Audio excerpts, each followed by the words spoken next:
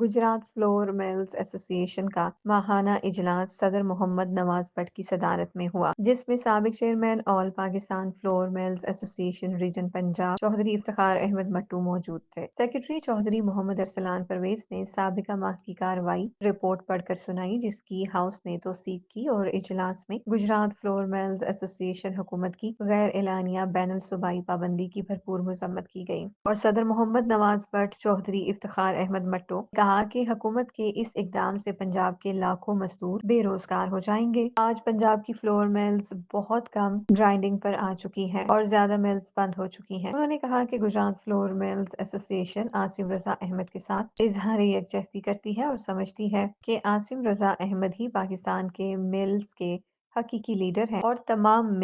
Millers ان کے فیصلوں کے پیچھے کھڑے ہیں۔ گجرات کے تمام ملرز گجرات ضلع میں آٹے کی کمی نہیں آنے دیں گے، لیکن اس کے ساتھ ساتھ محکمہ خوراک محض گجرات کے ملوں کو کم قیمت والی گندم مہیا کرے تاکہ سرکاری ریٹ والے آٹے کی شہر میں کمی نہ ہو۔ گجرات کے تمام ملرز نے ایسوسی ایشن کے ساتھ اظہار یکجہتی کیا اور اعادہ کیا کہ محکمہ خوراک کے رویے کے خلاف ہر ناجائز اقدام کے خلاف تمام ملرز اکٹھے ہیں اور اکٹھے ہی رہیں گے۔ اجلاس میں چودھری محمد اعظم، مبشر ڈار، چودھری محمد الیاس، شیخ برہان افضال، فیروز خان، عبدال رفیق، چودھری شاہد، چودھری سلمان جاوید اور دیگر ممبران نے بھی اپنے خیالات کا اظہار کیا۔ محمود اختر محمود، جذبہ نیوز، گجرات۔